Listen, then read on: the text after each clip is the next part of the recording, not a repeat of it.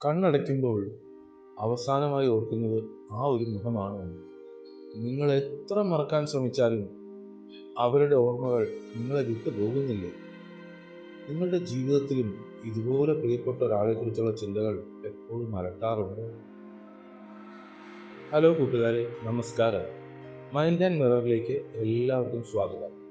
സ്നേഹബന്ധങ്ങളിലോ അല്ലെങ്കിൽ നമ്മൾ ആഴത്തിൽ കണക്റ്റായ വ്യക്തികളുമായോ വേർപിരിഞ്ഞു നിൽക്കുമ്പോൾ ഉണ്ടാകുന്നൊരു വലിയ സംശയമാണ്, ഇവരെക്കുറിച്ച് എപ്പോഴും ചിന്തിക്കുന്നത് നമ്മൾ അവരുടെ പുറകെ ചേസിങ് നടത്തുന്നത് പോലെയാണോ? പക്ഷെ ഓർക്കുക, അവരെക്കുറിച്ച് വെറുതെ ചിന്തിക്കുന്നതല്ല പ്രശ്നം. ആ ചിന്തകളിൽ നിങ്ങൾ പുറത്തുവിടുന്ന എനർജി എന്തെന്നതാണ് പ്രശ്നം. അതാണ് നമ്മൾ മനസ്സിലാക്കുന്നത്. ചേസിങ് എന്ന് പറയുന്നത് കേവലം ഒരു വ്യക്തിയുടെ ശാരീരികമായ പുറകെ പോകൽ മാത്രമല്ല, അത് സജീവമായ ഒരു എനർജി ട്രാൻസ്മിഷനാണ്. നിങ്ങൾ ഒരാളെക്കുറിച്ച് ചിന്തിക്കുമ്പോൾ നിങ്ങളുടെ ഉള്ളിൽ ഭയം, അവർ എനിക്ക് വേണം എന്ന തരത്തിലുള്ള അമിതമായ ഡിസയർ, ഡെസ്പറേഷൻ, അല്ലെങ്കിൽ അവർ ഇല്ലാത്തത് കൊണ്ടുള്ള നിരാശ എന്നിവയാണ് ഉണ്ടാകുന്നതെങ്കിൽ അത് ചേസർ എനർജി ഉത്പാദിപ്പിക്കുന്നു. അത് നിങ്ങളെ വീണ്ടും തളർത്തുകയുള്ളൂ. എന്നാൽ അവരുടെ ഓർമ്മകൾ വരുമ്പോൾ ഉള്ളിൽ സ്നേഹവും സമാധാനവുമാണ് തോന്നുന്നതെങ്കിൽ ആ ചിന്തകളെ തടയാൻ ശ്രമിക്കേണ്ടതേയില്ല. നിങ്ങളുടെ സ്വാഭാവികമായ വികാരങ്ങളെ അടിച്ചമർത്താൻ ശ്രമിക്കുമ്പോൾ അത് നിങ്ങളുടെ മനസ്സിൽ കൂടുതൽ സമ്മർദ്ദങ്ങളെ ഉണ്ടാക്കും.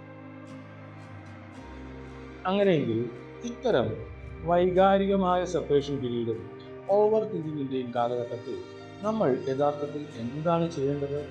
മനസ്സിനെ അനാവശ്യമായ പ്രഷറുകളിൽ നിന്ന് മോചിപ്പിച്ച് സ്വന്തം ഉള്ളിലേക്ക് മടങ്ങാൻ നമ്മൾ പ്രാക്ടീസ് ചെയ്യേണ്ട 3 പ്രധാന പാഠങ്ങൾ എന്തൊക്കെയാണെന്ന് വ്യക്തമായി നമുക്ക് നോക്കാം.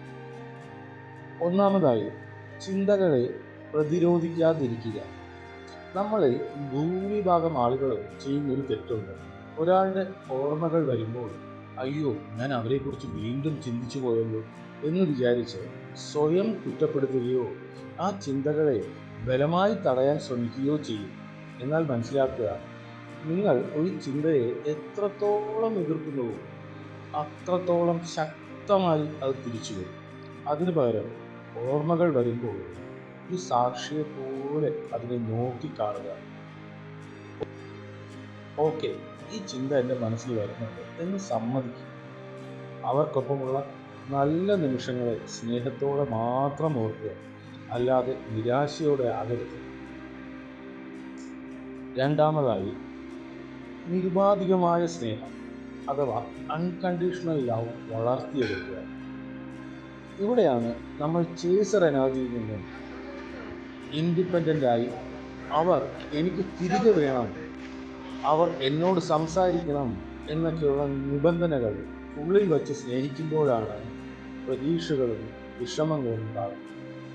പകരം അവർ എവിടെയാണെങ്കിലും സന്തോഷമായിരിക്കട്ടെ എന്ന ബോധ്യത്തോടെ യാതൊരു പ്രതീക്ഷയുമില്ലാതെ അവരോടുള്ള സ്നേഹം ഉള്ളിൽ നിലനിർത്തുക.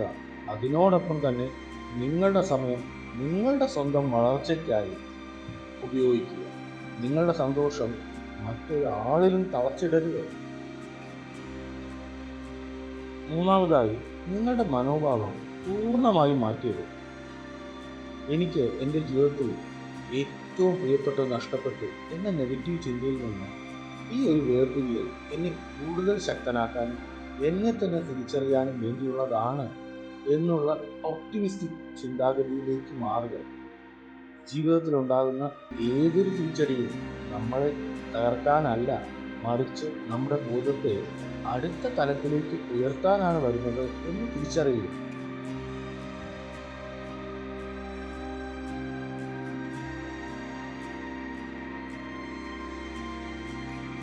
ചുരുക്കം പറഞ്ഞാൽ, നിങ്ങളുടെ ആത്മീയവും മാനസികവുമായ വേർപിരിയലുകളിൽ നിങ്ങൾ ഒറ്റയ്ക്കല്ല. ഈ അനുഭവം നിങ്ങളെ സ്വയം കണ്ടെത്താനുള്ള ഒരു വഴികാട്ടി തന്നെയാണ്. നിങ്ങളുടെ മനസ്സിലും ഇത്തരം മാറ്റങ്ങൾ ഉണ്ടാകാറുണ്ടോ?